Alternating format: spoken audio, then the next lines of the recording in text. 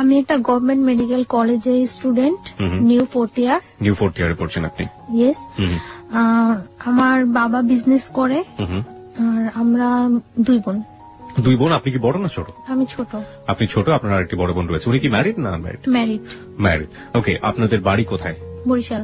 ওকে, বরিশাল আসলে খুবই সুন্দর একটা শহর। বরিশালের বন্ধু যারা শুনছেন তাদেরকে বলি, বরিশাল আসলে খুবই সাজানো গোছানো, খুব সুন্দর একটা শহর।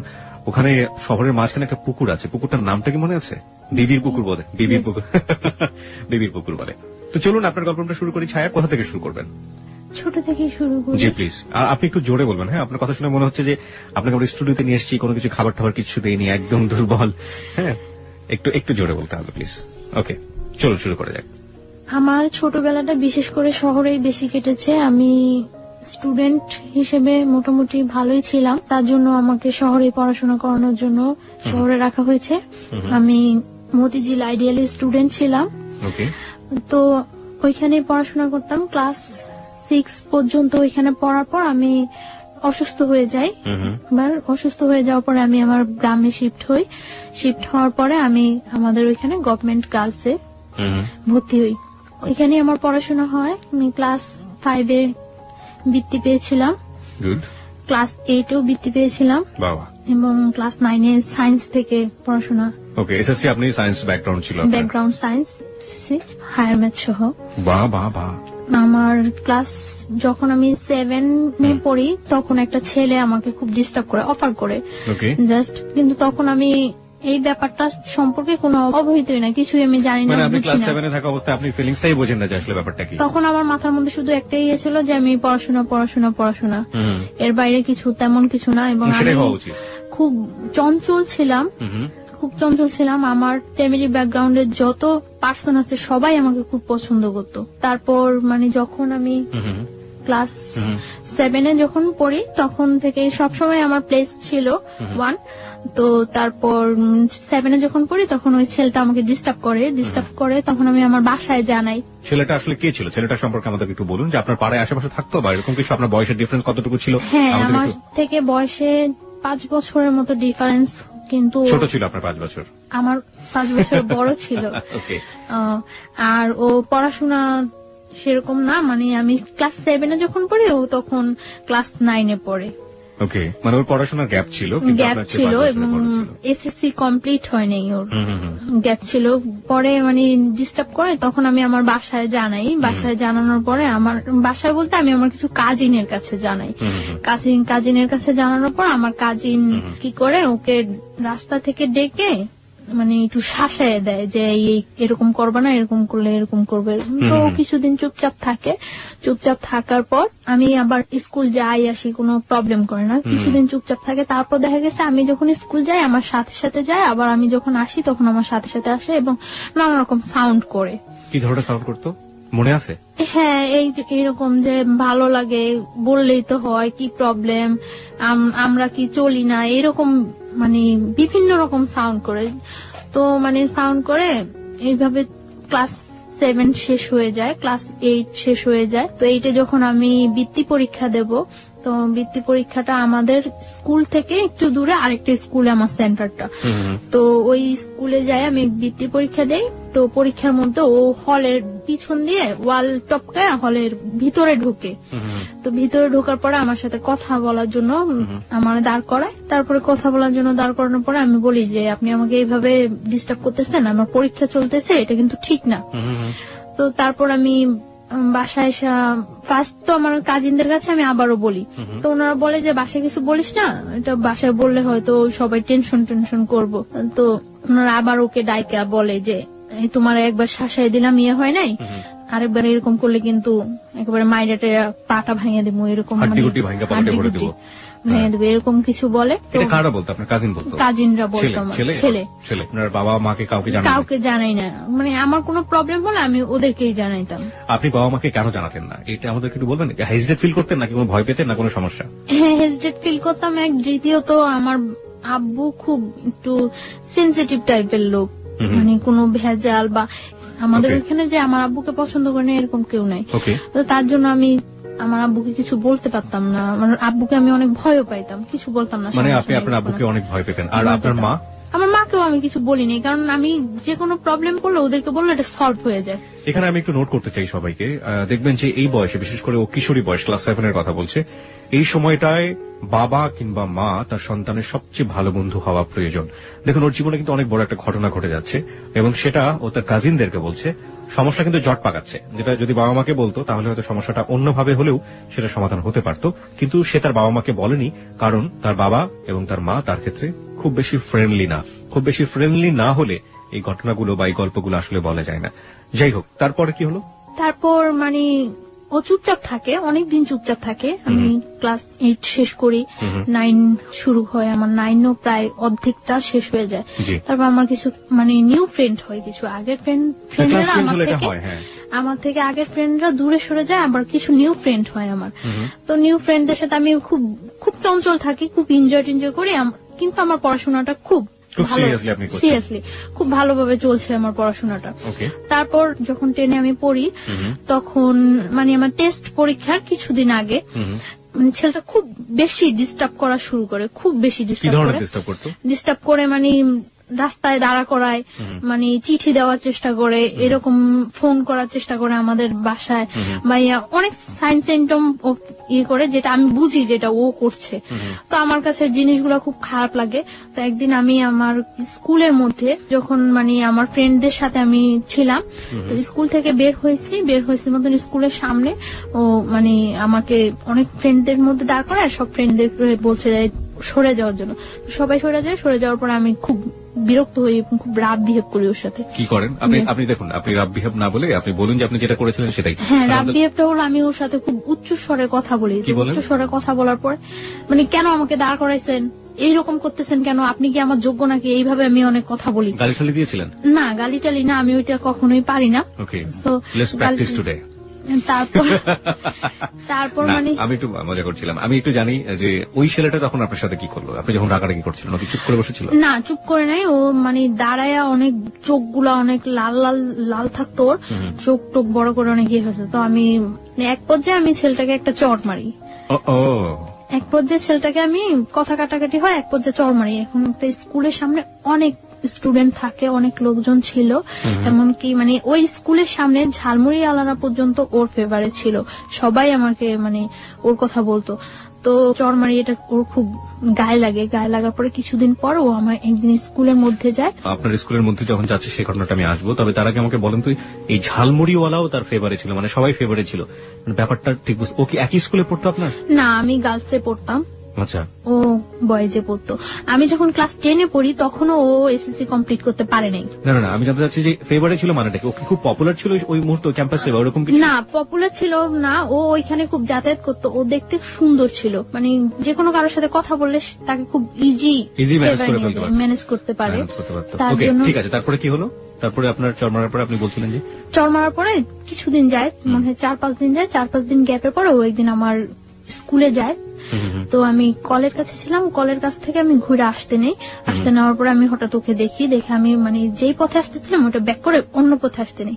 তো আমার তখন একটু ভয় কাজ করে, মানে আমি দেখতেছি যে ও কয়েকটা ছেলে নিয়ে ঢুকছে, তো ভয় কাজ করে। তারপর আমি ওই ঘুরে আসতে নিলে ও মানে দৌড়ে ঘুরে এসে আমার সামনে দাঁড়ায় আমার হাতে ধরে টান দেওয়ার পর আমি মানে ওইখানে আমি হাত ছাড়েন বলে উঠি। তারপর কিছু মেয়েরা থাকে পিছনে, তারা ওইখানে আসার পর মানে ও আমাকে বলতেছে যে তুমি আমার ওই দিন যে অপমানটা করছো কাজটা ঠিক করো নাই, আমি তোমার একদিন হইলেও আমার বাসায় নিয়ে ছাড়বো, একদিন হইলেও আমার ঘরে ভাত রান্না করামো তোমাকে দিয়ে। তো আমি বলছি আচ্ছা ঠিক আছে, পারলে কইরেন। এরকম কথা বলার পরে প্রেক্ষিতে মানে ও তখন চলে আসার পরে অনেক দিন যাবত গ্যাপ থাকে। আমার এসএসসি কমপ্লিট হয়ে যায়, ওকে আমি দেখি না। এসএসসি কমপ্লিট হয়ে যায়, আমি তো মনে করছি ও মনে হয় চলে গেছে, কোথাও ইয়ে হয়ে গেছে। এসএসসি কমপ্লিট হয়ে যায়, আমি ঢাকা আসি। আমি আগে আমাদের ওইখানে কলেজেই ভর্তি হই আর পরে ঢাকা আসি। তখন ওই ইয়ারের সিস্টেম ছিল মানে পয়েন্টেই ভর্তি করানোর জন্য ওই ইয়ার সিস্টেম হয়। তো আমি হোলি ক্রসে ভর্তি হই, ফার্মগেট হোলি ক্রসে ভর্তি হওয়ার পর আমি এখানে একেবারে শিফট হয়ে যাই ফার্মগেট হোস্টেলে। এখানে পড়াশোনা করে মাঝে মাঝে বাড়ি যাওয়া হয়, ঈদে বাড়ি যাওয়া হয়। এমনিতে ততটা বাড়ি যাওয়া হয় না, খুব ইয়ে থাকে আমার উপরে, খুব প্রেশার থাকে পড়াশোনার উপর যে আমার রেজাল্ট ভালো করতেই হবে। তো আমার চলছে, ভালোই পড়াশোনা চলছে। ইন্টার পরীক্ষা দেওয়ার পরে বাড়ি যাই অনেক দিন থাকি বাড়িতে। ওকে। যতদিন পর্যন্ত রেজাল্ট না হয় বাড়িতে থাকি। রেজাল্ট হওয়ার কিছুদিন আগে আমি ঢাকা আসি মেডিকেলের জন্য কোচিনে এডমিট হই। তো এখানে কোচিন টুচিন করার পরে মেডিকেল আমি এডমিশন দিই। মেডিকেলে এডমিশন দেওয়ার পরে আমার মেডিকেলে চান্স হয়। চান্স হওয়ার পরে ওইখানে ভর্তি টর্তি হওয়ার কিছুদিন পরে ক্যাম্পাস বন্ধ হওয়ার পরে আমি বাড়ি যাই। ফার্স্টলি বাড়ি যাওয়ার পরে আমি আমার ওই ফ্রেন্ডদের সাথে এমনি কন্ট্রাক্ট হয়। এর মধ্যে একটা ফ্রেন্ড ঢাকায় এডমিট হয়েছে ইডেন কলেজে, তো ওর সাথে ভালো কন্ট্রাক্ট থাকে। তো বাড়ি যাওয়ার পরে সবার সাথে কন্ট্রাক্ট হয়। কন্ট্রাক্ট হওয়ার পর আমি আমরা ঠিক করি যে একদিন টিচারের সাথে দেখা করবো। আমরা বাড়িতে যে হায়ার ম্যাথ যে টিচারের কাছে করতাম ওই টিচারের কাছে দেখা করবো। ওই টিচার হলো বরিশাল মদনমোহন কলেজের টিচার। টিচারের সাথে দেখা করব। তো ওই টিচারের কাছে দেখা করার জন্য আমরা যাই, সকালবেলা যাই। আমি ওই দিন আমি চলে আসবো ঢাকা, তার জন্য আমি সকালবেলায় যাই যে আমার বিকালে ঢাকা চলে আসতে হবে। বরিশাল থেকে আসার ওয়েটা বিকালে। তো আমি সকালবেলা যাই, যাওয়ার পরে মানে অনেকক্ষণ হয়ে যায়, আমার ফ্রেন্ডেরা কেউ আসে না। তারপর আমি ফোন করি সবাই, কি ব্যাপার তোমরা আসো না কেন? বলতেছে আমাদের তো আজকে পিকনিক, তো একটা কাজ করি আমরা সবাই রেডি হয়ে আসি দেখা টাকা করে চলে যাব। তো আমি বলতেছি আচ্ছা ঠিক আছে আসো, আমি কিছুক্ষণ ওয়েট করি। তারপর আসছে ওরা, আসার পরে ওরা বলতেছে আমাদের সাথে চল। আমি বলতেছি না আমার তো আজকেই ঢাকা যেতে হবে, আর তাছাড়া আমি বাসায় বলে আসিনি, আমার আম্মু অনেক রাগ করবে, সবাই অনেক রাগ করবো, আমি বলে আসিনি, এটা কিছুতেই সম্ভব না যাওয়া। পরে বলতেছে আচ্ছা আমরা তো তোর বাসার সামনে দিয়ে যাব, তুই আমাদের সাথে চল, তোকে শিফট করে দিয়ে চলে যাবো আমরা। তো আমি আচ্ছা ওকে ঠিক আছে। তো আমি একটা মাইক্রো, ওরা এই মাইক্রোটাতে করে আসছিল, আমি ওই মাইক্রোতে ওরা উঠে আমি পথ থেকে নেমে যাবো, তো আমি লাস্টে উঠি। ওঠার পরে আমি যখন মানে উঠে আমি নক করি, পরে ঘোরার পরে আমার আর কিছু মনে নেই। আচ্ছা আচ্ছা, এখানে যে কি হয়েছিল আমি কিছুই বলতে পারবো না, জাস্ট আমি একটা স্মাইলের মতো ফিল করছি। তারপর আমি আর কিছু মনে নেই, আমার সেন্স ছিল না। আমার যখন সেন্স আসে তখন সন্ধ্যার দিকে আমি ফিল করতেছি যে তখন সন্ধ্যা জাস্ট আজান হচ্ছে এরকম সময়, এবং তখন আমি দেখতেছি যে আমি মাওয়া ঘাট ওভার করেছি, just Postogola bridge, Dhaka Postogola bridge. কিন্তু আমি তখন মুখে কিছু বলতে পারছি না এবং কোনো কিছু, আমি জাস্ট একবার কি দুইবার চোখ খুলে আবার চোখ অফ হয়ে গেছে। তারপর আমি আর কিছু বলতে পারবো না। যখন আমার সেন্স আসছে রাত্রে, তখন প্রায় 2:30 কি 3টা বাজে মনে হয়, আমি ওইরকম মনে হচ্ছিল আমার কাছে 2:30 কি 3টা বাজে। তখন আমি যে জায়গা, ওই জায়গাটা টাঙ্গাইল, মানে আমি ব্যাক আসার সময় দেখেছি যে ওটা টাঙ্গাইল, কিন্তু তখন আমি জানি না ওটা যে টাঙ্গাইল। আমি একটা বাসায় আছি, ওই বাসায় অনেক লোকজন আছে, এবং আমি এর মধ্যে যখন আমি মাওয়াতে পোস্তকলা ব্রিজ, মাওয়া ঘাট যখন শেষ হলো, পোস্তকলা ব্রিজে যখন আমি চোখ খুললাম, তখন আমি দেখছি যে আমার পাশে ওই ছেলেটা বসা, সামনে আরেকটা ছেলে বসা, মাইক্রোতে 2টা ছেলে, আর আমি সামনে যে ছেলেটা বসা, ওই ছেলেটাকে আমি কখনোই দেখি নাই, আর আমার সাথে পরিচিত না ছেলেটা। আপনি কি মাইক্রোতে তখন? তখন আপনি মাইক্রোর ভিতরে? তখন আমি এর মধ্যে যে 2বার চোখ খুললাম, তখন আমি দেখতে পেয়েছি যে আমার সামনে ছেলেটা ড্রাইভারের পাশে বসা, যাকে আমি কখনোই দেখিনি এর আগে, আর আমার পাশে ওই ছেলেটা। এবং তারপর তো রাত্রে আমি যেই বাসায়, যখন আমার সেন্স আসে তখন আমি ওই বাসায়, এবং আমি দেখি যে আমার চারপাশে অনেক লোকজন, ওই বাসার অনেক মেম্বার, বাট আমি তাদের কাউকে তো কখনোই দেখিনি, চিনিও না।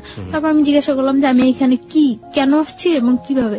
তারপর বললো যে তুমি এখানে কোনো শব্দ করবে না, সাউন্ড করবে না, এখানে যদি কোনো সাউন্ড করো তোমারই কিন্তু প্রবলেম হবে, তো এখানে কোনো সাউন্ড টাউন্ড করবে না, চুপচাপ শুয়ে থাকো। তারপর বললাম যে কেন আমি চুপচাপ শুয়ে থাকবো, আমি এইখানে আসলাম কিভাবে, আমি তো এখানে আসা না, আমার তো আজকে ঢাকা যাওয়ার কথা। তারপর বলতেছে তুমি ঢাকায় আসো, প্রবলেম নাই। ওই বাসায় একটা মহিলা বলতেছে আমাদের, তুমি ঢাকায় আসো, প্রবলেম নাই, চুপচাপ শুয়ে থাকো, আমরা কিন্তু লোক বেশি ভালো না, বেশি সাউন্ড করবা একেবারে জবাই করে দেবো। আমি তারপর চুপচাপ শুয়েছিলাম। সকাল হওয়ার পর আমি দেখলাম যে ওই ছেলেটা আসছে ওই বাসায় ছিল না, আমি ছিলাম ওই বাসায়, আসছে, এবং আসার পরে মানে এতক্ষণ তো আমি সবার সাথে কন্টিনিউ ছিলাম, আসার পরে আমাকে একটা রুমে আলাদা করে মানে বসিয়ে আমার হাত পা বেঁধে দেওয়া হয়েছে, বেঁধে তারপরে ও বলতেছে এবার বুঝছো আমার সাথে খারাপ ব্যবহার করার কি ফল, আমি তো তোমার আগেই বলছিলাম যে আমার সাথে রাফ বিহেভ করে কিছু করতে পারবো না, আমার সাথে খারাপ ব্যবহার করার ফল বুঝছো। আমি বলছি যে আপনি কেন নিয়ে আসছেন আমাকে এখানে। পরে বলতেছে দেখো আমি তোমার নিয়ে আসছি, আমি তোমার কোনো ক্ষতি করবো না, তুমি আমাকে বিয়ে করো, সবকিছু ঠিক হয়ে যাবে, তুমি বিয়ের কন্ডিশনে তুমি যেটা বলবো সেটাই ওকে। পরে আমি বলছি কেন আমি আপনাকে বিয়ে করব? আমি তো আপনাকে বিয়ে করার প্রশ্নই জাগে না। আপনি নিজের অবস্থানটা আর আমার অবস্থানটা চিন্তা করেন। আমি একটা মেডিকেল স্টুডেন্ট আর আপনি একটা, যে কোনো ওয়েই নেই আমার সাথে আপনার বিয়ে হওয়ার মতো। আমি কেন আপনাকে বিয়ে করবো? আপনি যে আমাকে এখানে তুলে নিয়ে আসছেন, এটা যদি কেউ জানে আপনার যে কি অবস্থা হবে একবার চিন্তা করছেন? পরে বলতেছে আমি তো তোমাকে তুলে নিয়ে আসছি, এটা তো কেউ জীবনে জানবো না, সবাই তো জানে তুমি আমার সাথে পালায় চলে আসছো। আমি বলছি হোয়াট, আমি আপনার সাথে পালায় আসছি মানে? পরে বলতেছে তোমাকে আমি নিয়ে আসছি তখন সকাল 8:30, আর 9:30 মধ্যে অত্র এলাকার এমন কোন লোক নেই যে জানে যে তুমি আমার সাথে পালায় আসছো। আমি মানে কি? পরে বলতেছে তুমি তো এটাই বুঝলা না আমি যে কি করতে পারি। তোমাকে আমি নিয়ে আসার পরে আমার বন্ধু বান্ধব হইতে সবাই এলাকায় পাবলিশ করে দিছে যে তুমি আমার সাথে পালায় আসছো, আর তোমার সাথে যে আমার আগে থেকে একটা ইয়ে হইতেছিল এটা তো সবাই জানে। পরে আমি বলতেছি আশ্চর্য, এই কথা কেউ বিশ্বাস করবে না যে আমি আপনার সাথে পালায় আসছি। আমি আপনার সাথে পালায় আসতে যাবো কেন? পরে বলতেছে কেউ বিশ্বাস করবে না, কিন্তু করানো হয়েছে, সবাই এখন জানে যে তুমি আমার সাথে পালায় আসছো, বিশ্বাস করো না। তারপর ও কয়েকটা নাম্বারে ফোন দিল, ফোন দিয়ে সবাই একই কথা বলতেছে, মানে ওর পরিচয়টা ও না দিয়ে জিজ্ঞাসা করতেছে যে ওই মেয়েটার সম্পর্কে এই কথাটা শুনলাম, ওই মেয়েটা নাকি পালাই গেছে, এরকম এরকম সবাই একই কথা বলতেছে। হ্যাঁ মেয়েটা পালাই গেছে, কত খারাপ মেয়ে, বাবা কত কষ্ট করে পড়াশোনা করেছে, খুব বিশ্রী কমান্ড করতেছে সবাই আমার সম্পর্কে। আমি কান্না শুরু করে দিচ্ছি। পরে বলতেছে কান্না করে কোনো লাভ নেই, যা হওয়ার হয়ে গেছে, তুমি মাইনে নাও, বিয়ে করো। আমি জীবনেও না। তারপর ও চলে গেছে, চলে যাওয়ার পরে দুপুরে আমাকে খাইতে দিচ্ছে, এই পর্যন্ত আমাকে কোনো কিছু খাইতে দেয়নি, দুপুরে আমাকে ওই বাসায় খাইতে দিছে শুটকি, বেগুন, ভাত খাইতে দিছে, যা আমি কখনোই খাইনি এর আগে। খাইতে দেওয়ার পর আমি খাই নাই, না খাওয়ার পরে ও এসে আমার বলতেছে সোজাসুজি খাও, না হলে কিন্তু মারবো। আমি বলছি আপনি আমাকে মারবেন কেন? আপনি মারার কি আমাকে? আমাকে আমার বাবা মা পর্যন্ত কখনো টাচ করে নেয়, আর আপনি মারবেন? পরে বলতেছে আমি মারার কে, তুমি দেখবা। পরে বলছে খাও। পরে আমি বলছি না আমি খাবো না, আমি এই খাবার খাবো না। পরে বলছি কি খাইবা? আমি বলছি আমি কিচ্ছু খাবো না, আমার বাড়িতে নিয়ে আসেন, আমার বাড়িতে দিয়ে আসেন। আপনারা আমার বাড়িতে না দিয়ে আসেন, আমার বাড়ি কারোর সাথে কন্ট্যাক্ট করতে দেন, সে এসে আমার বাড়ি থেকে লোকজন এসে আমাকে নিয়ে যাবে। ইম্পসিবল, তুমি তো তোমার বাড়ি থেকে আর কখন জীবনেও কন্ট্যাক্ট করতে পারবে না, তুমি আর জীবনেও তোমার বাড়ি কারোর কাছে যাইতেও পারবো না, কন্ট্যাক্ট করতে পারবে না। তারপর চলে গেছে, তো আমি আর কি বলবো, চুপচাপ ছিলাম, আমি খাইনি। তারপর রাত্রে আবার আসছে, রাত্রে এসে বলছে তুমি চিন্তা করছো, ডিসিশন নিছো, কি করবা? আমি বলছি ডিসিশন নেওয়ার কিছু নেই, আমার পক্ষে আপনাকে বিয়ে করা সম্ভব না, আর আগে তো যা ছিল এখন তো আরো আগে সম্ভব না। আপনি কত বড় একটা অপরাধ করছেন, আপনি আমার তুলে নিয়ে আসছেন না জানে, তারপরে আনছেন টানছেন সবার কাছে, আবার এটা প্রকাশ করে দিচ্ছেন আমি আপনার সাথে পালাই আসছি। কত খারাপ কাজ করছেন, ইম্পসিবল, আমি আপনাকে কখনোই বিয়ে করবো না। পরে বলতেছে তুমি বিয়ে করবা, পরে তুমি আমার সাথে সংসারও করবা, আমার কাছেই থাকবা তুমি। বলছে না আমি কখনো এই কাজ করবো না, আমি আপনার বিয়ে করবো না, আপনি যদি আমার মায়েরাও ফেলান তারপর আমি আপনাকে বিয়ে করবো না। তারপর বললো মায়েরা ফেললো বিয়ে করবো না? না, আমি বলছি না করবো না। তারপর বলতেছে যে খাও, এখন ডিম ভাজি আর ভাত নিয়ে আসছে খাওয়ার জন্য। যে জায়গায় নিয়ে গেছে ওই ফ্যামিলিটা তো এস্টাবলিশড ফ্যামিলি না, কিন্তু মানে লোকগুলা খুব ভালো না, এটা আমার কাছে আমি ফিল করতে পারছি যে লোকগুলো খুব ভালো না। তারপর বলছে খাইবা না? পরে আমি বলছি না খাবো না। তারপরে তখন আমার অনেক মানে চুল ছিল, বড় চুল ছিল, আমি তখন বোরকা পরি না, চুল ছিল। তখন বলতেছে যে এখন যদি আমি তোমার চুলগুলি সব কাটে দিই তারপর কি তুমি খাইবা? আমি বলছি আপনি আমার চুল কাটবেন কেন? তোমার চুল কাইটা, তোমার চুল একেবারে মানে চুরি করলে মানুষ যেভাবে চুল কাটে ওইভাবে চুল কাইটা তোমার যদি একেবারে চেহারা নষ্ট করে সব ইয়ে করে যদি তোমার রাস্তায় ছেড়ে দেয় তারপরে কেমন হইব? তার চেয়ে বরং তুমি স্বাভাবিক আমাকে বিয়ে করো, বিয়ে করার পরে তুমি যদি পড়াশোনা করতে চাও, সব যা করতে চাও সবকিছু ঠিক আছে, আমি তোমার পড়াশোনা করাম। না আমি আপনাকে বিয়ে করবো না। পরে এভাবে আরো 2-3 দিন চলে গেল। হ্যাঁ না খাওয়া, আমি খুব উইক হয়ে যাচ্ছি, না খাওয়া 2-3 দিন চলে গেছে। 2-3 দিন চলে যাওয়ার পরে টর্চার করা শুরু করলো। টর্চার বলতে কি এমনিতে কোনো টর্চার না, জাস্ট চর মারতো, আর আমার মানে পা বাঁধা এইভাবে বাইধে রাখছিল, তো পায়ের নখের মধ্যে পাড়া দিয়ে দাঁড়ায় থাকতো, যেটা খুব পেন ফিল হতো, কারণ নখ তো খুব সেন্সিটিভ জায়গা, ওইখানে পাড়া দিলে খুব পেন ফিল হতো। তখন আমি মানে চিল্লাইতে চাইলে মুখ বন্ধ করে ধরে রাখতো। তো এইভাবে প্রায় 7-8 দিন চলে গেছে। 8 দিন 9 দিনের দিন 9 দিনের দিন আমি মনে করছি, নিজে নিজে করতেছি যে এখান থেকে আমার, যেহেতু আমার ফ্যামিলি কেউ জানেই না আমি কোথায় আছি, আর এখান থেকে আমার খুঁজে বাই করা সম্ভব না যে আমি এইখানে আছি, যে খুঁজবো তারা খুঁজে যে বাই করবো, তারা কি আমার আদৌ খুঁজতেছে না এইটাই মনে করতেছে যে আসলে আমি পলাই গেছি, সেটাও তো আমি জানি না যে আমি কিভাবে শিওর হম যে হ্যাঁ আমার তারা খুঁজতেছে, তারা আমার খুঁজে নিবো, এই আশায় যে আমি বসে থাকবো, কিভাবে আমি শিওর হবো। তারপর আমি ইয়ে করলাম যে না, আমি ওর ওয়েতে রাজি হয়ে যাই, তবে কিছু কন্ডিশন দিয়ে। তারপর ও আসে রাত্রে আসার পর ওই বাসায় থাকে না, ওই বাসায় শুধু আমি থাকি। ওই বাসায় থাকে না, একটা ঘরের মধ্যে আমাকে আটকে রাখছিল। ঘরটা হলো অর্ধেক টিন অর্ধেক মাটি, এরকম ঘর। তো আমি তারপর আসার পরে আমি বলছি আচ্ছা ঠিক আছে, আমি আপনার বিয়ে করতে রাজি, তবে সত্য আছে। সত্য হলো আমার পড়াশোনা শেষ না হওয়া পর্যন্ত আমি আপনার সাথে কোনো রিলেশনে যেতে পারবো না। যেহেতু আমার ক্যারিয়ার আছে, আমি মেডিকেল স্টুডেন্ট, আমার এত কষ্ট করে যেহেতু আমি এতটুকু আসছি, আমার ইয়াটা শেষ হোক, সেটা আপনার জন্য বেটার হবে, আমার জন্য বেটার হবে। যেহেতু আপনিও ততটা এস্টাবলিশড না, তখনও একটা চাকরি করতো নাকি, ওই যে অনেকদিন আগে চলে আসছে দেশ থেকে, আসে ঢাকা একটা চাকরি করতো। তো বললো যে এটা কি, এই কথা কি থাকবো? আমি বলতেছি হ্যাঁ এই কথা থাকবো, আমি পড়াশোনা করা পর্যন্ত আমাকে আপনি কোনো ডিস্টার্ব করবেন না, আমি তো বিয়ে তো করছি না। আর তারপরে বলতেছে ওকে।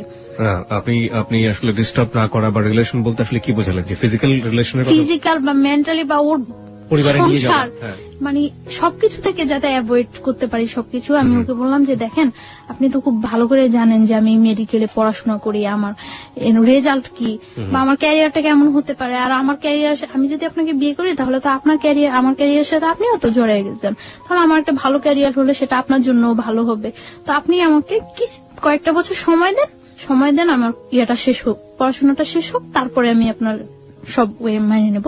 সেই পর্যন্ত আপনি আমাকে কোন রকম জোড়াজুড়ি বা কোন রকম ইয়ে করতে পারবেন না। পরে বলতেছে আচ্ছা ঠিক আছে। তারপর মানে ওই দিন রাত্রে চলে যায়, সকালে ও একজন লোক নিয়ে আসে। লোকটাকে, এটা কি কাজী না উকিল না কি আমি কিছুই জানি না, একটা লোক নিয়ে আসে, স্টাম্প নিয়ে আসে। স্টাম্পের মধ্যে ওই লোকটা আমার একটা ছবি তোলে আর ওর একটা ছবি তোলে, দুইটা ছবি পাশাপাশি রেখে পিন আপ করে দেয়। পিন আপ করে ওই লোকটা স্টাম্পে যে কি লেখে সেটাও আমি জানি না, জাস্ট স্টাম্পের মধ্যে আমি সই করে দেই। তাও আমি মানে সই করার সময় ভাবতেছি যে আমি কি সই করব না করব না, ওটা সারা জীবনের প্রশ্ন, কি করব আমি। তখন আমি সই করার সময় ভাবতেছি, তখন ও আমার একটা চড় মারলো লোকটার সামনে একটা চড় মারার পরে বলতেছে যে আগেই তো কথা হয়ে গেছে, এখন আবার এরকম করার কি আছে। লোকটা মনে করতেছে না যে আমি তোমার জোর করে নিয়ে আসছি। পরে আমি আমার ফুল নেমটা অর্ধেক লিখি আর বাকিটা লেখি না। ফুল নেমের অর্ধেক লিখি, ও সই করে দেয়। সই করে দেওয়ার পর ওই দিনই মানে সকালে 8টার দিকে ইয়ে হয়, 9টার দিকে ওই বাসা থেকে বের হয়ে নিয়ে আসে। বাসা থেকে বের হওয়ার পরে যখন বাসে উঠি তখন দেখি যে এটা টাঙ্গাইল। তো ঢাকা নিয়ে আসার পরে আমি ওই দিনই ঢাকা, আমি আমার হোস্টেলে আমি বলি যে আমি আমার হোস্টেলে চলে যাই, আপনার সাথে বিয়ে তো হয়ে গেছে। জাস্ট আমি হোস্টেলে উঠি। হোস্টেলে ওঠার পরে 2-3 দিন ভালো যায়, কোনো ইয়ে করে না। আমি আমার ফ্যামিলির সাথে যোগাযোগ করার চেষ্টা করি যে কি করব আমি এখন। আমার ফ্যামিলির সাথে যোগাযোগ করার জন্য অনেক চেষ্টা করি, বাট আমার ফ্যামিলির সাথে কোনো কন্ট্যাক্ট করতে পারি না। কেন পারেন না? মানে বাড়ির যে নাম্বারটা, ওই নাম্বারটা অফ থাকে, ওই নাম্বারটা অফ। আর অন্য কোন নাম্বার আমার কাছে মনে নেই, আমার মানে ইয়া থাকে না। তারপর আমি অনেক ট্রাই করার পরে আমি আমার মানে দুলাভাইয়ের সাথে, বোনের হাজবেন্ডের সাথে যোগাযোগ করি। যোগাযোগ করার পরে উনি বলতেছে যে আচ্ছা যা হয়েছে তো হয়ে গেছে, কেউ বিলিভ করে না যে তুমি ইয়ে করছো, তোমার নিয়ে গেছে, সবাই এটাই বিলিভ করে। আর দেখো গ্রাম তো, সমাজ তো, সবাই একটাই জিনিস বিশ্বাস করে যে তুমি ইয়ে করছো, চলে গেছো। আর এখন যদি তুমি ফিরে আসো, এটা মানে কেউ মাইনা নিব না, এটা সবাই তোমার বরং ধিক্কার দিব। তো আমি তারপর বুঝে অনেক বলি, বলার পরে আমি ট্রাই করি আমার ফ্যামিলির কাছে ফিরে যাওয়ার জন্য, কিন্তু তারা কেউ আমাকে নেওয়ার ইয়ে করে না। তখন আমার যে দুলাভাই, ওনার সাথে আমার বোনের জাস্ট ইয়ে হয়, এঙ্গেজ হয়, বিয়ে হয় না। তখন বলে যে দেখো এইটার কারণে হয়তো তোমার বোনের অনেকটা ইয়া ফিল করতে হতে পারে। তো উনি এই কথা বলার পরে আমি মানে চুপচাপ থাকি। তারপর উনি বলে যে তুমি যেভাবে আসো ওইভাবে থাকো, তোমার যতটা হেল্প প্রয়োজন সব আমি করব, কেউ ইয়ে করবে না। তোমার হেল্পের প্রয়োজন, আমি যতটা ইয়ে করার প্রয়োজন আমি করব, তুমি পড়াশোনা করতে থাকো, আমি ট্রাই করব তোমাকে যথাসম্ভব বাহিরে পাঠিয়ে দেওয়ার জন্য। কারণ তুমি বাহিরে গেলে গিয়ে তো ওরা আয়ত্তার বাইরে চলে যাবে। জানালেন না ব্যাপারটা? হ্যাঁ জানাই, কিন্তু তারা কেউ আমাকে নেওয়ার জন্য আগ্রহ ফিল করে না। আপনি আমাকে একটু বলেন তো, খুলেই বলেন যে আপনি ফার্স্ট কখন বাবা আমাকে জানালেন, কি রিয়াক্ট করলো, আমি একটু জানতে চাই। This is a very important part of this story. হ্যাঁ, আমি যখন মানে ঢাকা আসি হোস্টেলে উঠি। হোস্টেলে ওঠার পরে তখন আমার কাছে কোনো টাকা পয়সা কিছুই থাকে না। তো হোস্টেলে ওঠার 2-3 দিন পরে আমি আমার একটা ফ্রেন্ডের নাম্বার থেকে আমার বাড়িতে ফোন করি। ফোন করার পরে বাড়ির নাম্বারটা অফ। এইভাবে আরো 4-5 দিন চলে যায়, আমি কারোর সাথে কন্ট্যাক্ট করতে পারি না। তারপরে আমি হঠাৎ একদিন আমি আমার বই নাড়তেছি, বইয়ের মধ্যে আমার ওই দুলাভাইয়ের নাম্বারটা পাইছি। পাওয়ার পরে আমি আমার দুলাভাইয়ের কাছে ফোন দিছি। দুলাভাইয়ের কাছে ফোন দেওয়ার পরে ভাইয়াকে আমি সব বললাম। আপন দুলাভাই এটা? হ্যাঁ। ওকে। সবকিছু বলার পর আমার ভাইয়া বলল যে কেউ আমাকে এখন নেওয়ার জন্য প্রস্তুত না। তারপর আমি আমার মার সাথে কথা বললাম। তারাও কোনো ইয়ে করতেছে না যে তুমি যা হয়েছে তুমি চলে আসো, আমরা তোমার আবার নতুন করে পড়াশোনা করবো, আমাদের কাছে রাখবো, কোনো ইয়ে হবে না। কিন্তু তারা কেউ এরকম কোন, সবার একটাই ক্ষোভ আমি চলে আসছি। সবাই জানে যে আমি পালাই আসছি, কিভাবে আসলাম, এতটা ইয়ে করলো তারা আমার জন্য। সবাই আমাকে খুব ঘৃণা করে। তখন আমি ফিল করি যে সবাই আমাকে খুব ঘৃণা করে। তখন আমার মধ্যেও রাগ হয় যে আমি এতটা তাদেরকে সাপোর্ট দিছি, তারা যেইভাবে চাইছে আমি ঠিক ওইভাবে পড়াশোনা করছি, ওইভাবে ইয়ে হয়েছি। এই মানুষগুলো আমাকে এতটা ভালোবাসতো, আর সামান্য কয়টা দিনের ব্যাপারে এই মানুষগুলো আমার এতটা অবিশ্বাস করে। আমার মধ্যেও খুব রাগ হয় তখন যে আমি বারবার ফোন করতেছি, বারবার চেষ্টা করতেছি তাদের কাছে যাওয়ার জন্য, কিন্তু কেউ রেসপন্স করতেছে না। একটা লোক বলতেছে না যে আচ্ছা তুমি আসো, বা আমরা আসতেছি তোমার নিয়ে যাবো, বা তুমি আমাদের কাছেই থাকবা, আগের মতো যা হয়েছে সব ভুলে যাও। কেউ আমাকে এই সাপোর্টটা দেয় না। সবাই বলে যে এই কাজটা তুমি কিভাবে করলা, এই কাজটা তুমি কিভাবে করলা। কেউ আমার কথা বিশ্বাসই করে না যে আমি এই কাজটা করি নাই। প্রত্যেকটা মানুষ আমাকে ধিক্কার দেয়। প্রত্যেকটা মানুষ, যে মানুষগুলো আমাকে এত ভালোবাসতো, ওই মানুষগুলো প্রত্যেকটা মানুষ ধিক্কার দেয়। তারপর আমি ইয়ে করি যে যা হয়েছে তারা যখন আমার চাই না, আমি আমার নিজে পাই যেইভাবেই হোক দাঁড়াইতে হইবই, আমি যেইভাবেই হোক আমার পড়াশোনাটা চালিয়ে যেতে হবে। এর জন্য যদি আমার ওই ছেলের সাহায্য নিতে হয় আমি তাও নিব। তারপর আমার ভাইয়া বলে যে তোমাকে যতটুকু সাপোর্ট করে আমি করব, তবে আমি এটা করতে পারবো না যে তোমার আমি নিয়ে আসবো, এটা আমি পারবো না।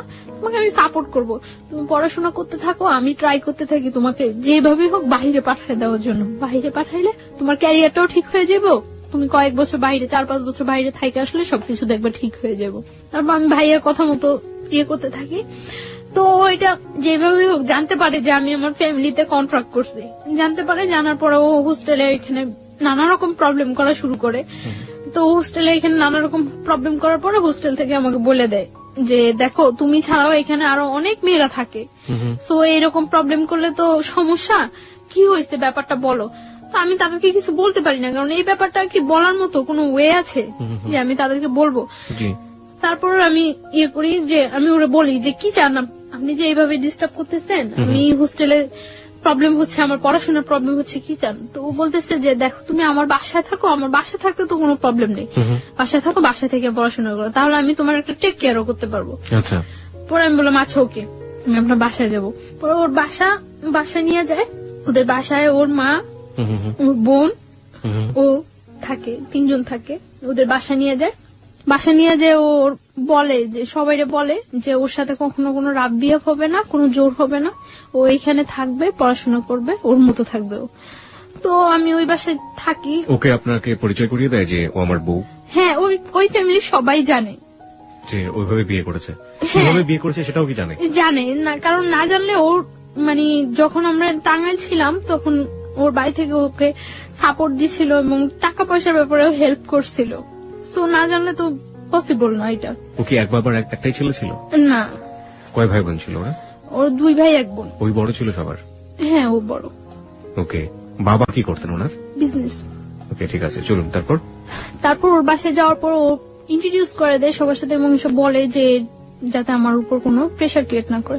তো ওই বাসায় থাকি, আমি পড়াশোনা করতেছি, ভালো ইয়ে করতেছি, কিন্তু আমার মনের মধ্যে সবসময় একটা ভয় কাজ করতো যে ওর বাসায় আছে, ও তো খারাপ, ও খারাপ না হলে এই কাজটা জীবনেও আমার সাথে করতে পারতো না। সো কখন যেন ও কি করে সবসময় আমার মনের মধ্যে একটা ভয় কাজ করতো। এবং আমি খুব দিন দিন খুব অসহায়, সবসময় মনে হতো যে দুনিয়াতে আমার কেউ নাই, আমি খুব অসহায়, এরকম ফিল করতাম আমি। কারণ কারো কাছে আমি না প্রকাশ করতে পারতাম, না কারো কাছ থেকে কোনো সাহায্য নিতে পারতাম।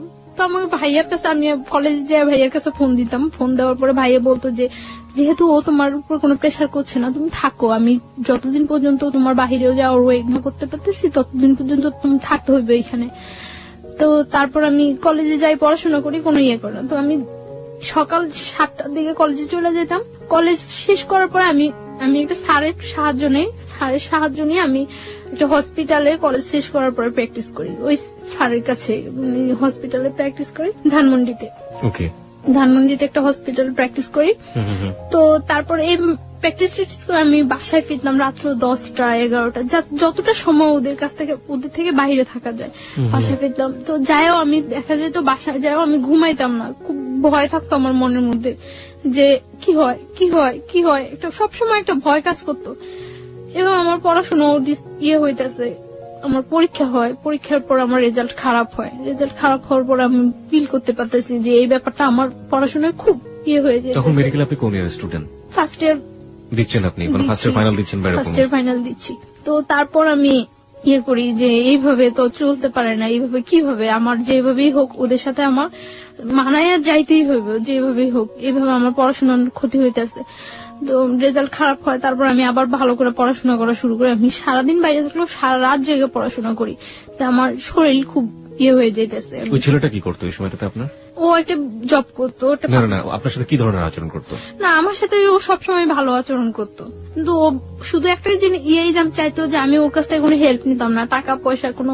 ও আমার প্রায় সময় এটা জিজ্ঞাসা করতো যে আমি এটা কিভাবে করি, কিন্তু এটা তো আমার ভাই আমার সুন্দরবন কুরিয়ার সার্ভিসে আমার জন্য সবসময় টাকা পাঠিয়ে দিত। আমি বললেই হতো যে ভাই আমার টাকা লাগবে, এটা লাগবে, হ্যাঁ দুলাভাই পাঠিয়ে দিত। তো এর মধ্যে আমি পাসপোর্ট করে সবকিছু আমার জমা দেওয়া হয়ে গেছে। বাইরে আমি অ্যাপ্লাই করছি। কোন দেশে অ্যাপ্লাই করেছিলেন? কানাডাতে চলে যাওয়ার জন্য। কানাডাতে যাওয়ার জন্য স্টুডেন্টের বিষয়ে কানাডায় যাওয়ার জন্য করছি, অ্যাপ্লাই করা হয়েছে। তো লাস্ট 2011 লাস্ট ইয়ার লাস্ট দিন 31st নাইট এ পর্যন্ত ভালোই ওই বাসায় থাকতাম।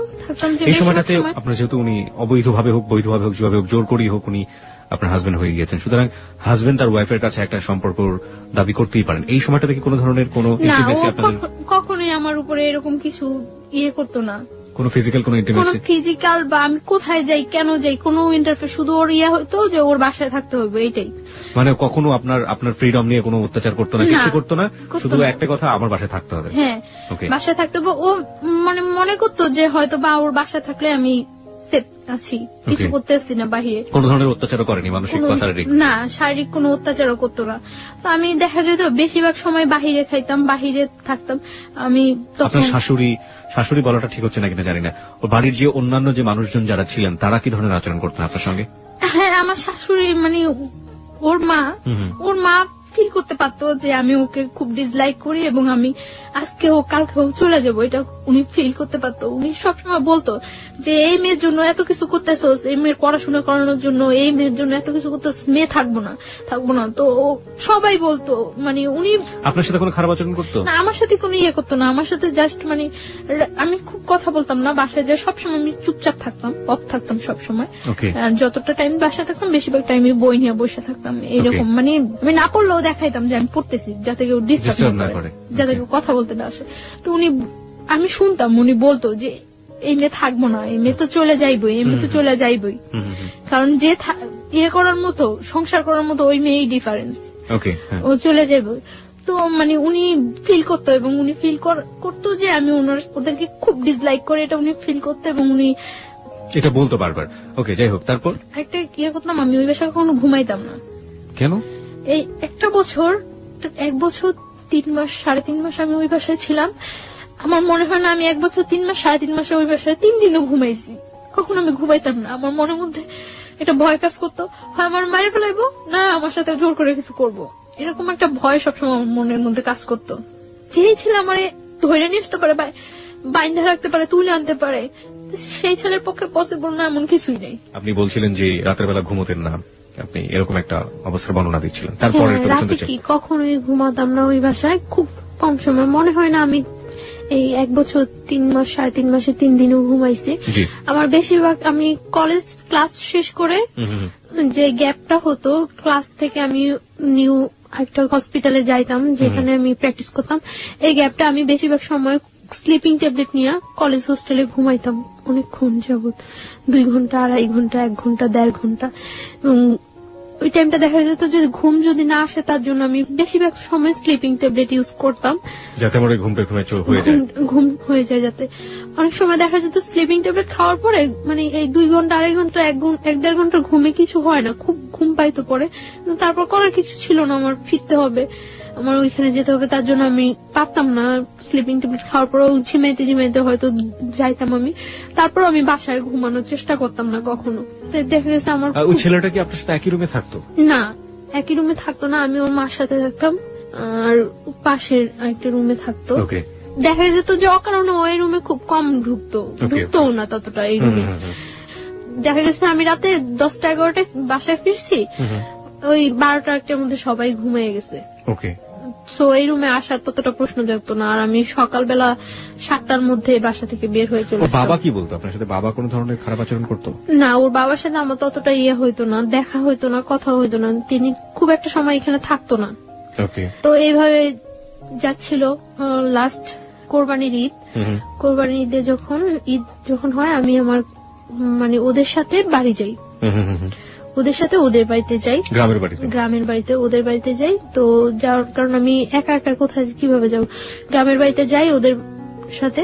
যাওয়ার পরে ওদের ওইখানে আমি তো সকালবেলা যা পৌঁছায় সবাই, তো সকালবেলা যাওয়ার পরে আমি 2-3 ঘন্টা পরে আমি আমার নানা বাড়িতে চলে আসি। যে ওদের বাড়িতে তো আমি কখন থাকবোই না। আমাদের ওইখানেই, বরিশালে। ওকে, তারপর গ্রামের বাড়িতে যায়, যাওয়ার পরে আপনি ওখান থেকে সুযোগ পেয়ে নানা বাড়িতে চলে যাই, কারণ ওইখানে গেলে হয়তো সবাই আমাকে দেখবে, আমার সাথে কথা বলবে, সবাই ফিল করবে যে ওই মেয়েটাই তো। তার জন্য আমি কিছুক্ষণ পর আমি আমার নানা বাড়িতে চলে আসি। নানা বাড়িতে চলে আসার পর আমি মানে 2-3 দিন ওইখানে থাকা হয়, তারপর আবার ঢাকা ব্যাক। আসার পরে মানে ঢাকা আসার পরে আমি একদিনকে আমি সন্ধ্যার পরে আমি বাসায় ফিরতেছি, 8টা কি 8:30 বাজে। আমি বাসায় ফিরতেছি, বাসায় ফেরার সময় একটা ছেলে ভ্যানের উপর বসা থাকে, কয়েকটা ছেলে, ওইখান থেকে একটা ছেলে কমেন্ট করে যে মনে হয় বাড়িতে গেছিল, কয়েকদিন যাবো তো দেখি নাই, বাড়ি থেকে আসছে। তো আমি তখন মনে করলাম যে এই ছেলেটা মনে হয় আমার ফলো করছে এর আগে, যেহেতু আমি বাড়ি থেকে আসার পরে এই কথা বলতেছে। তো আমি বাসায় চলে যাই। তো এর আগে ওই ছেলেটার ফেসটা আমার কাছে একেবারে অপরিচিত, ওই দিনই ফার্স্ট আমি ফেসটা দেখি। এবং ফেসটা দেখার পরে দেখা গেছে যে 2-1 দিনের মধ্যে ওর সাথে আমার দেখা হয়। বিশেষ করে আমি রাতে বাসায় ফেরার সময়, সকালে যখন আমি যাই 7টার দিকে, তখন ওরকম কেউ থাকে না। তো রাতে ফেরার সময় দেখা গেছে 2-1 দিন পরপরই ওর সাথে আমার দেখা হয় এবং কন্টিনিউ তখন আমাকে কমেন্টস করতে থাকে। তো এর আগে আমি যখন পড়াশোনা করি, পড়াশোনা অবস্থা অনেক অফার হয়, কিন্তু কখনো আমার কাছে ওইগুলা রেসপন্স হয় না এবং খুব খারাপ লাগে। কিন্তু ওর কমেন্টসটা কেন যেন আমার ভালো লাগছিল। তো তখন তো আমি একেবারে সম্পূর্ণ একা, কোন ফ্রেন্ডদের সাথেও ততটা মিশতে পারি না, করতে পারি না, দেখা গেছে খুব ডিজার্ট থাকি। তো ওর কমেন্টস গুলো ভালো লাগার পরে ও কমেন্টস করতে আমি কিছু বলতাম না, আমি শুধু হাসতাম। এরকম কিছুদিন কমেন্টস করার পর একদিন সকালবেলা, আমি ওই দিন শুক্রবার, আমি ওই দিন কলেজ আসিনি, তো সকালবেলা 11টার দিকে আমি বাসা থেকে বের হয়েছি। বাসা থেকে বের হওয়ার পর ও তখন মনে হয় সম্ভবত ফার্স্ট ঘুম থেকে উঠছিল। তো ঘুম থেকে উঠে ও বের হয়ে আমারে দেখছিল, তো বলতেছে আজকে দিনটা অনেক ভালো যাবে। ঘুম থেকে উঠে দেখছি অ্যাঞ্জেল।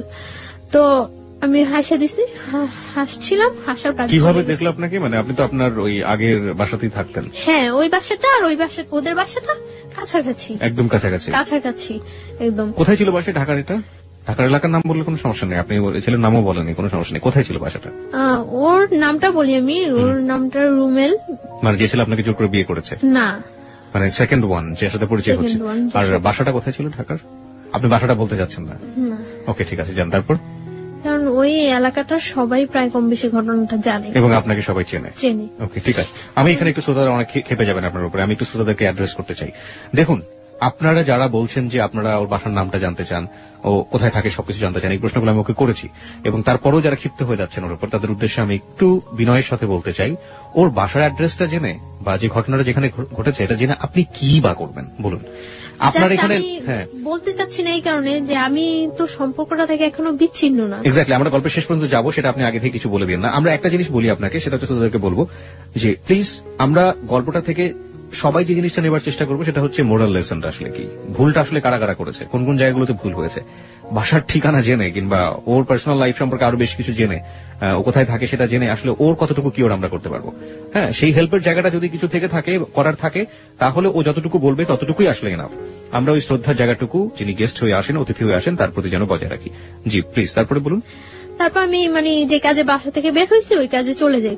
তো চলে যাওয়ার পর এইভাবে চলতে থাকে কিছুদিন। তো 31st নাইট আমি সন্ধ্যার পরে বাসায় ফিরছি। তো আমি কিছু চকলেট কিনি। তো চকলেটের দোকানে যাওয়ার আগেই ও বলতেছে যে আজকে বলে দেব নাকি সামনের বছর পর্যন্ত ওয়েট করব। তো ও বলতেছে, তখন আমি চকলেট কিনা আসার সময় ওর হাতে ওর একটা চকলেট মানে দূর থেকে এভাবে ধরে দিছি, দিয়ে বলতেছি যে কারোর জন্য কি কখনো কিছু ওয়েট করে, সবকিছু সময় মতোই বলতে হয়। আর এই যে একটা বছর গেছে গিয়ে এরকম একটা বছরের মতো একটা জীবনও চলে যেতে পারে। সো কারোর জন্য কখনো কিছু ওয়েট করানো উচিত না। যেটা আমার বলার বা যেটা আমার করার সেটা জাস্ট টাইমেই করা উচিত। তো ওই কথাটা বলার পর আমি এই কথাটা বলে আমি সাথে সাথে কিছু না বলে সাথে সাথে চলে আসতেছি। ও আমার পিছনে আসতেছে। তো আসে আমার বাসার গলির মধ্যে, মানে যে বাসা আমি যাবো ওই বাসার গলির মধ্যে ও বললো যে জাস্ট 1 মিনিট একটু দাঁড়ান। তো আমি দাঁড়াইলাম, দাঁড়ানোর পরে বলতেছে আপনার নামটা জানতে পারি? তো আমি আমার নামটা বললাম। বলার পর ও বলতেছে যে আপনার ফোন নাম্বারটা জানতে পারি? সরি, আমার ফোন নাম্বারটা তো দেওয়া যাবে না। পরে বলতেছে যে এই চকলেটটা নিয়ে যান, আজকে যদি আপনার ফোন নাম্বারটা আমাকে দিতেন সেটাই আমার জন্য বড় গিফট হতো। আমি বললাম যে আমি চকলেটটা নিয়ে যে আপনি ব্যাগ দিয়ে নিয়ে যেতে পারি, বাট আমি আমার ফোন নাম্বারটা দিতে পারবো না। তো বলতেছে দিবেন না? আমি বলতেছি না, ফোন নাম্বারটা দেবো না। পরে বলতেছে চকলেটটা দিয়ে দিবেন? পরে বলতেছে না, চকলেটটা নিয়ে চলে গেছে। চলে যাওয়ার পর তো 1st জানুয়ারি ওর সাথে আমার দেখা হয় নাই। তো 2nd 3rd জানুয়ারিতে ওর সাথে আবার আমার সাথে দেখা হয়েছে। দেখা হওয়ার পরে দেখা গেছে ও আমি যেই টাইমটা বাসা ফিরি ঠিক ওই টাইমটা স্পেসিফিক ধরে রাখে এবং ওই টাইমটা আমার সাথে কথা বলে। প্রত্যেকদিন যাওয়ার সময় কথা বলে, ও বলে আমিও বলি। মানে ও যেটা বলে আমি ওটা রিপিট অ্যান্সার করি। তো একটা কাগজের মধ্যে 6 জানুয়ারি দিন ও একটা কাগজের মধ্যে ওর ফোন নাম্বারটা লিখে আমাকে দেওয়ার জন্য যায়। তো আমি বলি যে আপনার ফোন নাম্বারটা দিয়ে লাভ নেই, আমি আপনাকে কখনো ফোন করবো না। তো বলে যে তাহলে আপনার ফোন নাম্বারটা প্লিজ দেন। তো আমি নাম্বারটা দেই। দেওয়ার পর আমি বাসায় ঢুকতে না ঢুকতে ফোন করার পর ও বলতেছে যে আমি ওর নাম জিজ্ঞাসা করে ওর নাম বলার পরে ও আমারে বলতেছে আপনি কি নার্স? আমি বলতেছি না, সরি আমি নার্স না। মানে আমার অ্যাপ্রনটা দেখে পরে বলতেছে নার্স না, তাহলে কি আপনি? পরে আমি বলতেছি যে আমি পড়াশোনা করি মেডিকেলে। বলতেছে কোন মেডিকেলে পড়ে? তো আমি বলতেছি যে আমি ওই মেডিকেলে পড়ি। তো আমি ওরা জিজ্ঞাসা করতেছি যে আপনি কি করেন? বলতেছে যে আমি পড়াশোনা করি। আমি কোথায় পড়ি? বুয়েটে পড়ি। ওকে। তো আমি মনে করলাম বুয়েটে পড়ে, কথা বলি। ওর কথাগুলো খুব মানে ইনোসেন্ট লাগতো। মনে হয়তো যে খুব মারপ্যাচ নেই, খুব ইজি কথা বলে। তো আমি কথা বলছি। 1st দিন কথা বলার পরে ও 2nd দিন আমাকে অফার করলো আপনি আমার সাথে বিয়েতে যাবেন। তো আমি বললাম যে আচ্ছা যাবো। মানে এরকম শীতকাল, জানুয়ারি তো শীতকাল। তো বলতেছে যে আচ্ছা ঠিক আছে, আমি যাওয়ার সময় আপনাকে ফোন দিলে আপনি বের হইন। তো আমি মনে করছি যে মনে এমনিতেই ফান করতেছে। তো কিছুক্ষণ পর আবার ফোন দিয়ে বলতেছে না আপনাকে তো নিয়ে যাওয়া যাবে না, নিয়ে গেলে অনেক ছেলেরা ওইখানে থাকবো, জিজ্ঞাসা করবো এটা কে, তখন আমি কি বলবো? তখন আমি হাসি যে নিজেই বললো আবার নিজেই এই কথা বলতেছে। আপনি ইয়েস বলেছিলেন কোন সাহসে? কারণ আপনি তো এমন একটা বাসায় থাকেন যেখান থেকে না আমি যাব না সেটা আমি শিওর ছিলাম যে আমি ফান করে যাব না। আমি বুঝছিলাম কারণ ওর কথাগুলো বললাম না খুব ইনোসেন্ট, সাহসের খুব অভাব ছিল ওর মধ্যে। সাহসের খুব অভাব। তো ও তখন আমি হাসার পরে আমি বলতেছি আচ্ছা ঠিক আছে আপনি যান, আমি এমনিতেও যাব না। এমনিতেও আপনার সাথে আমার 1st পরিচয়, আর তাছাড়া আমি কোথাও যাই না, আমি এমনিতেও যাব না, আপনি যান, এনজয় করেন। পরে ও বিয়েতে গেল, বিয়ে থেকে আসলো, আসে আবার রাত্রে আমাকে ফোন করলো। ফোন করার পর আমি ওর সাথে 1 মিনিট 2 মিনিট কথা বলি। তো এইভাবে 3-4 দিন কথা বলার পর জাস্ট রাত্রে যখন 12টা, 12:15, 1টা বাজে, তখন ও আমার সাথে কথা বলে 2 মিনিট, 1 মিনিট, 3 মিনিট এরকম কথা বলে এবং খুব একটা অস্থির একটা ভাব প্রকাশ করে। মানে আমার মনের মধ্যে খুব কনফিউশন হয়, এরকম অস্থির কেন? তো এবং কি যেন বলে মোমবাতি, মোম। তো আমি করি যে ও কি কোনো নেশা টেশা করে রাত্রে? একটা নেশাগ্রস্ত মানুষের কথা যখন তার ফিল হয় যে সে নেশা করা উচিত বা করবে, তখন একটা মানুষের বিহেভিয়ার দেখলেই বোঝা যায়। তো ওর এরকম অস্থির অস্থির ভাবটা আমার কাছে খুব ইয়ে লাগে। তখন আমি কিউরিসিটি জাগে যে কি করে ও, কেন ও আমার সাথে 2-1 মিনিট কথা বলে রাখা দেয় বা এমন অস্থির অস্থির কেন। তো আমি এটা ওই টাইমটাই আমি ওরে বিশেষ করে ফোন দেই তখন রাত্রে রাত্রে, যে কেন কি করে ও, আমি এটা জানার চেষ্টা করি। তো এইভাবে কয়েকদিন চলে যায়। কয়েকদিন পরে ও একদিন, ওর বাইক আছে, ও একদিন আমার কলেজ থেকে আনতে যায়, সেটা আমার না বলেই যায়, যায় ফোন করে যে আমি আসছি, আপনি আমার সাথে যাবেন। পরে আমি আচ্ছা ঠিক আছে দাঁড়ান। তো আমি বের হয়ে আসি, আসার পরে আমার নিয়ে আসে বলতে কি মানে আমার বাসায় ইজি নিয়ে যেতে পারতো, অনেকটা ঘুরায়। তো ও বলে যে আপনি জাস্ট আমার একটু সাপোর্ট করে বসেন, যাতে আপনি পড়ে টরে না যান, আমার ভয় লাগতেছে যদি আপনি পড়ে যান। আমি বলি কোনো প্রবলেম নেই। মহাখালীর দিকে নিয়ে যায়। তো মহাখালী ফ্লাইওভার অনেক রাফ ড্রাইভ করে, জাস্ট এরকম একেবারে কাত হয়ে যায় একটু ধরার জন্য আপনাকে, মানে এরকম রাফ ড্রাইভ করতেছে। এমনিতেও ও সবসময় রাফ ড্রাইভ করে, একটু সুযোগ পাইলেই, রাস্তা একটু ফাঁকা পাইলেই এরকম করে। তো ফ্লাইওভারের উপরে একেবারে কাত হয়ে গেছে। তখন আমার কাছে একটু ভয় লাগছিল, তখন আমি এরকম কাঁধের উপর হাতটা রাখি। হাতটা রাখার পরে মানে এরকম করে অনেকটা ঘুরায়, মিরপুরের দিকে নিয়ে যায়, নিয়ে অনেকটা ঘুরে টুরে বাসার একটু দূরে বাসা থেকে নামায় দেয়। তো আমি বাসায় যাই, তারপরে এরকম কথা বলতে থাকে। তো ওই আমাকে বলে যে আপনি আমার ফ্রেন্ড হবেন। আমি বলছি আচ্ছা ঠিক আছে ফ্রেন্ড হবো। তখন কিন্তু আমি জানি না যে ও পড়াশোনা করে না বা কিছু। তখন আমি বলি যে আপনার ক্যাম্পাসটা তো কাছেই, আপনি কেন কলেজে যান না? তো বলে এই সমস্যা ওই সমস্যা, মারামারি করছে, এটা হয়েছে ওইটা হয়েছে, কিন্তু ও বলে না যে ও পড়াশোনা করে না বা করেই নেই, ওইটাও বলে না। তো তারপর ও এইভাবে চলতে থাকে, কিছুদিন যায়, ও বলে যে আপনি আমার ফ্রেন্ড হন। তো আচ্ছা ফ্রেন্ডশিপ করলাম ওর সাথে। ফ্রেন্ডশিপ করার পরে মানে কয়েকদিন যায় ভালোই। তো ও বলতেছে যে ফ্রেন্ড থেকে তারপরে চিন্তা পরে করবো, আগে ফ্রেন্ড। আপনার বাসায় বুঝতে পারতাম না এগুলো, যে আপনি যেখানে আছেন যেভাবে আছেন, আপনার তো যিনি আপনাকে জোর করে বিয়ে করেছেন তারও তো বোঝার ব্যাপার ছিল, সেও বুঝতে পারতো না? কেউ বুঝতে পারতো না। আমি সবসময় মানে আউটসাইডে বাইরে গিয়ে ওর সাথে বেশি কথা বলতাম, আর রাতে 2-1 মিনিট কথা বলতাম। তো একদিন আমরা ধানমন্ডি লেকে নিয়ে যায় আমাকে কলেজ থেকে, মানে কথা বলতে থাকে। তো কথার মধ্যে আমি হঠাৎ দেখি ও সিগারেট খাচ্ছে। তো তখন আমি ইয়ে করি যে ও স্মোক করে। তো আমি ওর কথার মধ্যে জিজ্ঞাসা করি যে আপনি কি কোনো নেশা করেন, ড্রাগস নেন বা অ্যাডিক্টেড আপনি? পরে বলতেছে যে হ্যাঁ। পরে আমি বলতেছি যে কেন?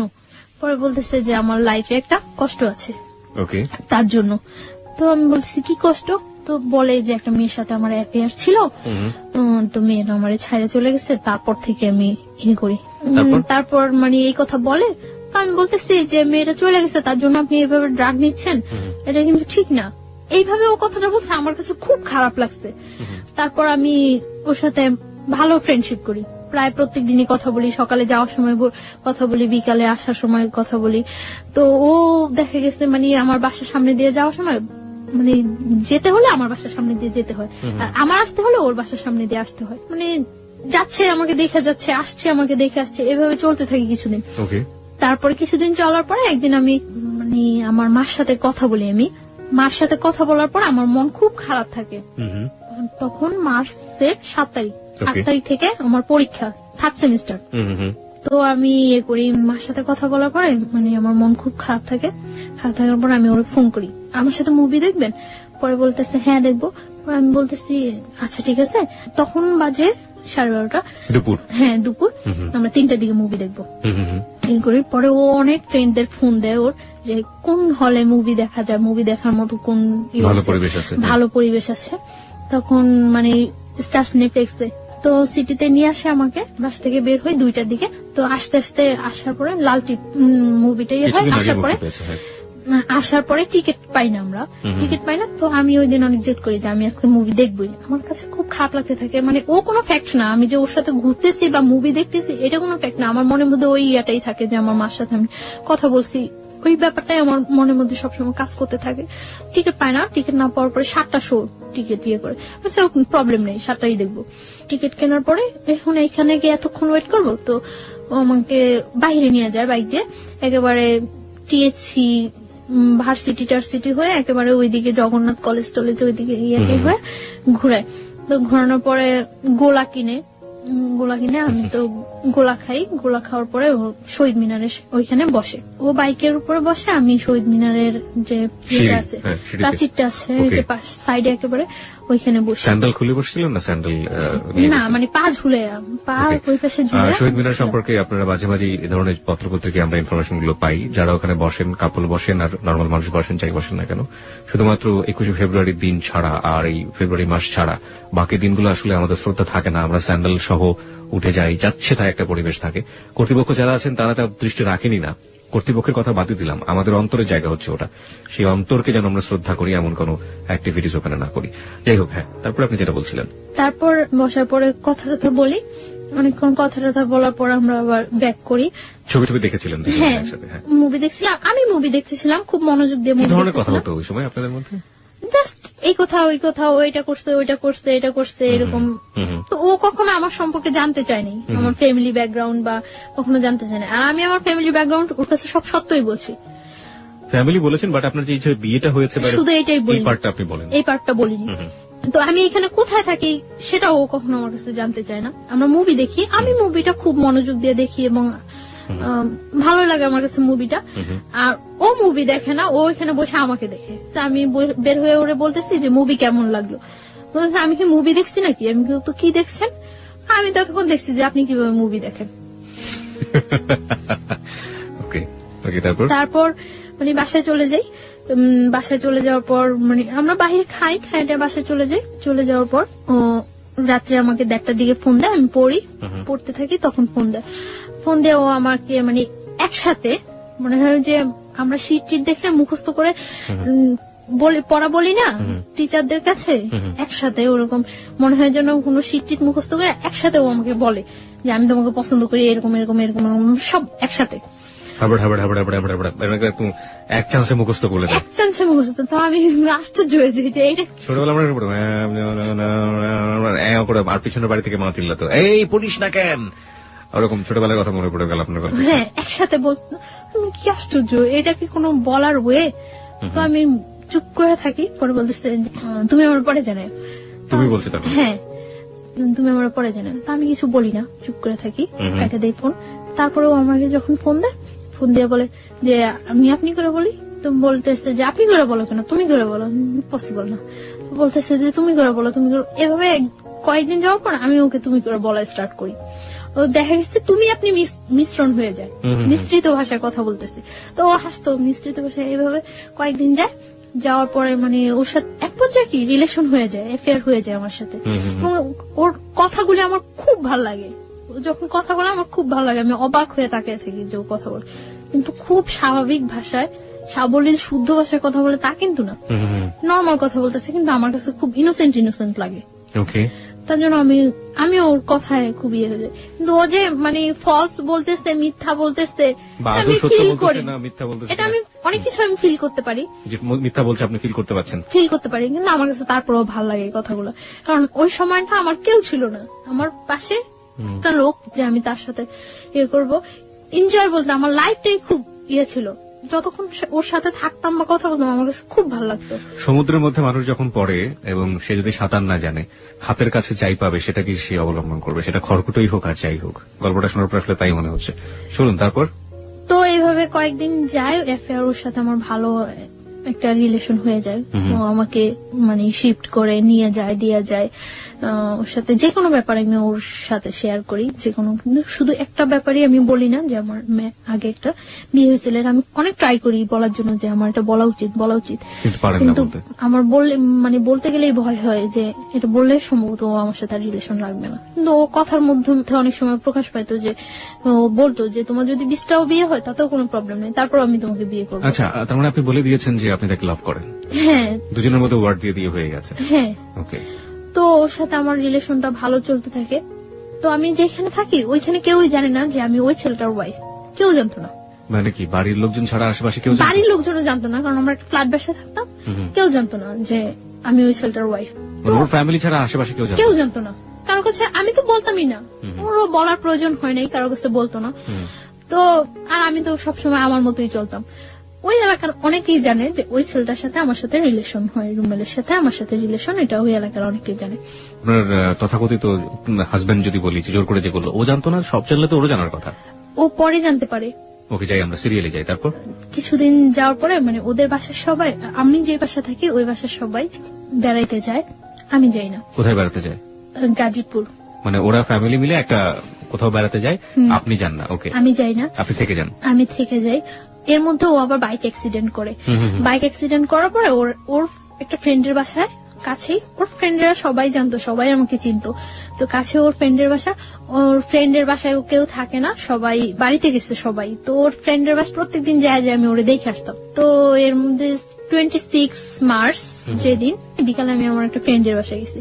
তো ওর কাছে এটা খুব খারাপ লাগছে যে আমি অ্যাক্সিডেন্ট করছি আর ও মনে হয় ঘুরতেছে।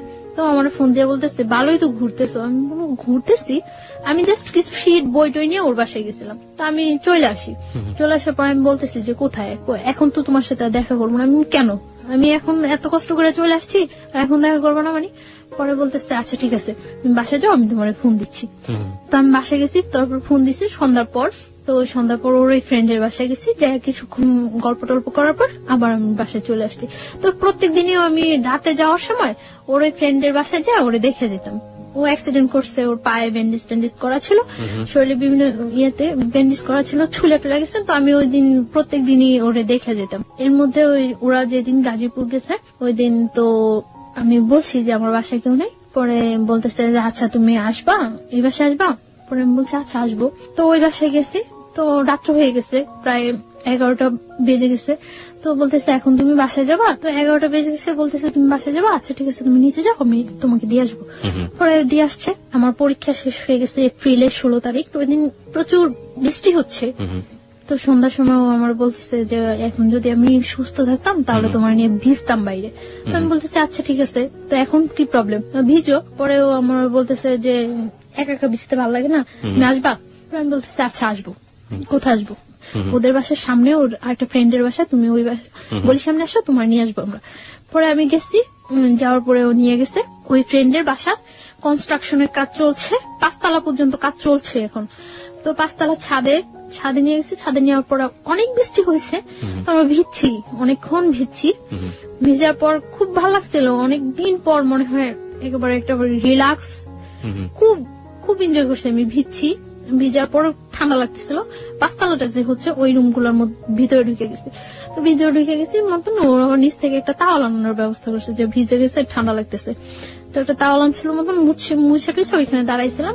এর মধ্যে কারেন্টটা চলে যায়। কারেন্টটা চলে যাওয়ার পর ওর ফ্রেন্ডরা ওই পাশে থাকে, সামনে থাকে, দেখতেছে যে কেউ আসছে কিনা। আর আমরা এই পাশে দাঁড়ায় কথা বলতেছি। তো আমি কারেন্টটা চলে যাওয়ার পর আমার ভয় লাগে যে আল্লাহ আমি এখানে আসলাম, এতগুলা ছেলে না কি চিনি না জানি না, হয়তো কয়েকদিনের মাত্র পরিচয়, এর চেয়ে কয়েকদিনের রিলেশন, এর চেয়ে কত ডিপ রিলেশন থাকলেও মানুষের জীবনে কত অঘটন ঘটে যায়। কেন আসলাম আমি এখানে? আমি যতটুকু না ভয় পাচ্ছি তার চেয়ে বেশি ভয় ও পাচ্ছে। ও আমাকে প্রচুর ভয় পেতো, এটা আমার কাছে সবচেয়ে ভালো লাগতো, খুব ভয় পেতো আমার। মেয়েরাকে আসলে এটা লাইক করে কিনা? ছেলেরা তাদের দেখে ভয় পাবে, ইনফ্যাক্ট কাছের মানুষ তাদের দেখে ভয় পাবে, হয়তো লাইক করে না। আমি পরে ওকে জিজ্ঞাসা করছিলাম যে তুমি আমার ভয় পেতা কেন? আমি তোমার ভয় পেতাম না, জাস্ট সম্মান করতাম যে আমি যদি তোমার সাথে ভুলেও কোনো ফল্ট করে থাকি তাহলে যদি তুমি চলে যাও, এর জন্য আমি তুমি ভয় পেয়ে থাকতাম। তারপরে কি হলো ওই সময়টা? ওটা বলেন, ওটা নিয়ে লোকজন খুব বেশি আগ্রহ পোষণ করছে যে ওই সময় কি হচ্ছে, সো রোমান্টিক সিচুয়েশন। তো মানে তাওয়াল নিয়ে আসে, তো তাওয়াল নিয়ে আসে মুছার পর আমি ওখানে দাঁড়াই, আমি ফোনে গান ছাড়ি। ফোনে কোন গানটা ছাড়েন? এমনি গান, মানে অডিও ছেড়ে দেয়, অডিও ছাড়ার পরে গান চলে। তো আমি দাঁড়ায় আছি, দাঁড়ায় কাঁপতেছি। ও আমার পাশেই এসে বসে, একটা বেঞ্চ থাকে, বেঞ্চের উপরে বসে ওর ফোনটা টিপতেছে। মানে আমিও না মনে হয় যে ওকে জীবনে দেখি নেই চিনি না, ও আমার মনে হয় জীবনে দেখে নেই চিনি না, এরকম একটা সিচুয়েশন। দুজনই লজ্জা পাচ্ছেন প্রচন্ড। আমি ভয় পাচ্ছি, আমি তো চেহারার দিকে তাকিয়ে দিয়েছি না যে ও কি পাইতেছে, ভয় পাইতেছে না হাসতেছে না কাঁপতেছে, আমি এটা দেখতে গেছি না। আমি ভয় পাইতেছি আর খুব প্রকাশ করতেছি যে ওর দিকে আমার কোনো মনোযোগ নেই। আমি ফোনে গান ছাড়া ফোন টিপাটিপি করতেছি আর বলতেছি আল্লাহ কতক্ষণ বৃষ্টিটা থামবো, আমি বাসায় যাবো, কতক্ষণ থামবো। আর বলতেছে একটা ছাতা আনো না, আমি বাসায় যাই, একটা ছাতা আনো না। ওরা বলতেছে এখন আমি ছাতা আনতে হয়ে যাবো, আর এত বৃষ্টির মধ্যে তুমি বের হইলেও সমস্যা কেউ দেখলে, তার চেয়ে বরং বৃষ্টিটা কমুক তারপরে যাও। তো তো সন্ধ্যার পর আর কি হুম হুম। বিজলি চমকাইতেছে, বাইরে অনেক বিদ্যুৎ চমকাইতেছে, ভয় লাগতেছে। কিছুক্ষণ দাঁড়ানোর পর বৃষ্টিটা আস্তে কমে গেছে। বৃষ্টিটা কমে যাওয়ার পর আমি বলতেছি যে আমি চলে যাইতেছি। মানে আমি যখন যাচ্ছি তখন আমার হাতে টাচ করছে, এই ফার্স্ট হাতে টাচ করছে। টাচ করে মানে আমার হাতটা ধরে টান দিয়ে বলতেছে আমি জাস্ট তোমার কাছ থেকে ঠিক এতটুকুই চাই, এর বেশি কিছু চাই না। তারপর আমি চলে আসছি বাসায়। চলে আসা 2-3 দিন পরে আরেকদিন সন্ধ্যার পর বের হয়েছি, আমাকে একটা বাসায় নিয়ে গেছে, তাও আরেকটা বাসার ছাদে নিয়ে গেছে। ওকে। ওর ফ্রেন্ডদের অনেক ফ্রেন্ড ছিল, সাঙ্গভঙ্গ ছিল, সবাই ওকে খুব ভয় পেত, শুধু আমি ছাড়া। সবাই অনেক ভয় পেত। ও বলতো যে তুমি ছাড়া